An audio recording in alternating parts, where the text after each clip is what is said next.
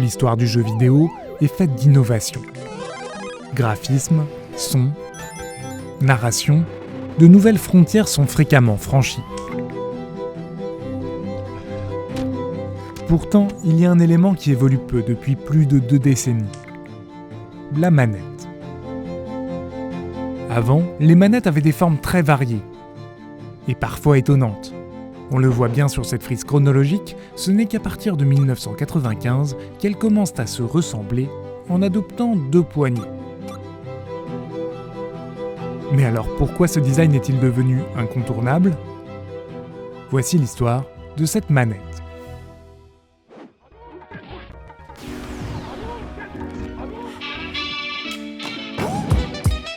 Revenons à la fin des années 80. À cette époque, la plupart des manettes de consoles de jeux vidéo étaient plates. Ce format s'est imposé après le succès de la NES de Nintendo, et c'était un standard au début des années 90. Alors, quand Ken Kutaragi, le créateur de la PlayStation de Sony, imagine la manette de sa nouvelle console, il veut qu'elle soit plate. Il ne voulait pas arriver avec une proposition complètement nouvelle qui allait surprendre tout le monde, susciter des interrogations, probablement des critiques. Il y avait une vision plutôt marketing finalement de ce développement-là, alors qu'il était très innovant sur la console elle-même. Pourtant, la manette de Sony ne ressemblera finalement jamais à ce prototype. Et ça, c'est grâce à Teyu Goto. Designer chez Sony, il a travaillé sur ce lecteur de cassette ou créé ce logo d'une gamme d'ordinateurs. Mais il est surtout connu pour avoir dessiné la PlayStation et ses manettes. En observant des joueurs avec des manettes en forme de briques, le problème c'est que les mains couvrent les boutons, les doigts sont crispés autour de cette petite brique, et ça lui paraissait une sorte d'évidence de descendre les mains pour libérer l'espace en haut, mettre plus de fonctionnalités, avoir une meilleure prise en main, plus agréable aussi sur la durée, et d'avoir aussi de l'espace pour les doigts, pour qu'il y ait moins des effets de transpiration quand on joue des heures de jeu. Teyu Goto est un peu trop précurseur pour sa hiérarchie, qui rejette ses idées. Mais il ne baisse pas les bras, et c'est finalement auprès d'un homme très haut placé qu'il va trouver du soutien. Par un concours de circonstances incroyable, il se retrouve à remplacer le chauffeur du CEO de Sony de l'époque. Ici, on parle de Norio Oga. PDG de Sony de 1982 à 1995, il a notamment contribué au développement du CD. Teyu Goto profite de ce moment pour lui présenter sa manette. Et le CEO est emballé par cette idée, il trouve que c'est vraiment la meilleure solution. Et il va le soutenir contre vents et marées jusqu'à l'adoption finale de la forme avec les 2 poignées qui est aujourd'hui l'icône qu'on a tous en tête. En décembre 1994, la PlayStation est commercialisée au Japon.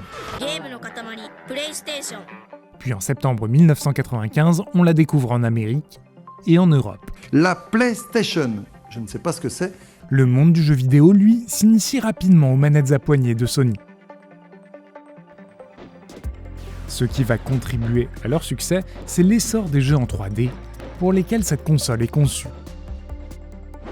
The whole notion of the PlayStation brought gamers to a layer of interaction on screen that I think really did re-establish a new norm. As we learned that PlayStation controller, we also learned how to play games in 3D. Pour bien comprendre, il faut savoir que dans un jeu vidéo en 3 dimensions, on conjugue 2 types de mouvements.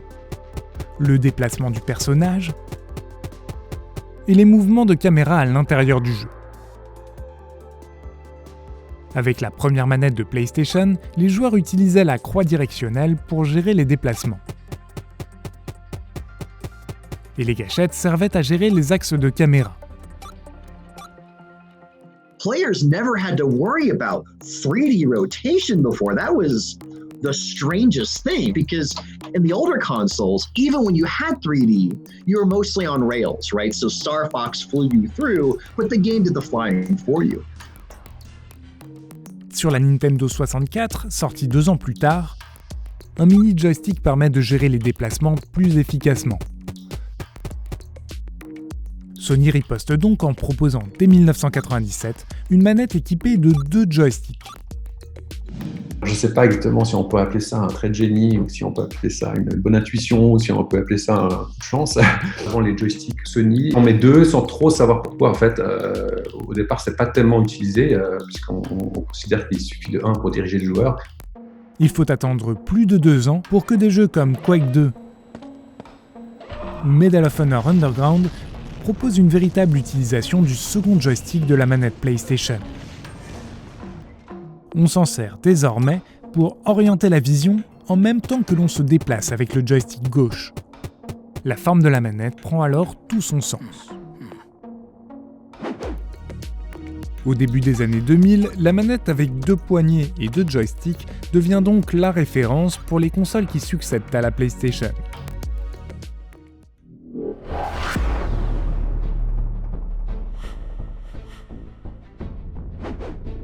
Preuve de son succès, en 2020, ce design est toujours la norme. On retrouve les 2 poignées, les joysticks et les gâchettes sur les manettes de la PlayStation 5 et des Xbox Series S et Series X. Les fondamentaux du modèle de 1997 sont toujours là. Si les manettes à poignée ont une telle longévité, c'est parce que les jeux d'aujourd'hui s'adaptent à elles. Cela répond au principe des Golden Hands, les mains en or, étudié par Nick Bauman. The golden hands rule is this notion that for a game to really succeed, it's got to fit in my hands, right? It's got to be programmed for this. And it seems to be kind of this unwritten rule, particularly like in AAA game development, like for the big studios. And if you don't, it's going to be inaccessible because so many players are ready to go. When that game launches, and I'll spend a couple minutes learning what buttons do new things, but I don't want to learn a new controller. Cette règle a installé des habitudes de jeu qui permettent aux joueurs assidus de se perfectionner depuis plusieurs décennies. Mais pour les chercheurs que nous avons interrogés, impossible de prouver qu'il y a un modèle parfait, car l'adoption de la manette est aussi très subjective. You learn to game in a particular genre with one controller, right? So that sort of set your expectations for what controllers should be like, and everything else seems unnatural, counterintuitive. But that intuition is really sort of a product of a moment in time. Et si un joueur préfère un modèle plutôt qu'un autre, c'est souvent parce qu'un constructeur a réussi à le fidéliser de console en console. There's a brand loyalty around the material configuration of the controller. So the position of the buttons, the location of the thumbsticks, the texture of the plastics, all of that figures into the brand identity. La fidélisation est cruciale dans l'industrie vidéoludique, dont les revenus sont estimés à plus de 100 milliards d'euros chaque année. Il est ainsi risqué de transformer radicalement les manettes à poignée. Les modèles de 2020 proposent plutôt de les moderniser. Redessiner leur look, ajouter de la lumière, de petits boutons ou de nouveaux composants à l'intérieur.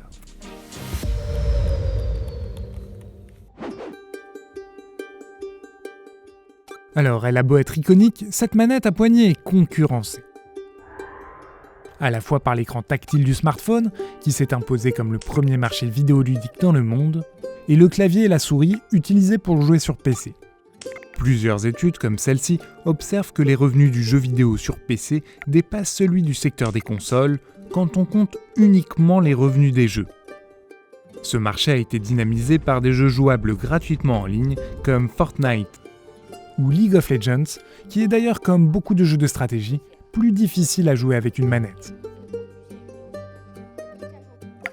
Enfin, sur le marché des consoles lui-même, depuis la Wii lancée en 2006, Nintendo a fait des propositions de manettes alternatives, une stratégie volontairement en décalage avec Sony et Microsoft, notamment pour séduire un public plus large.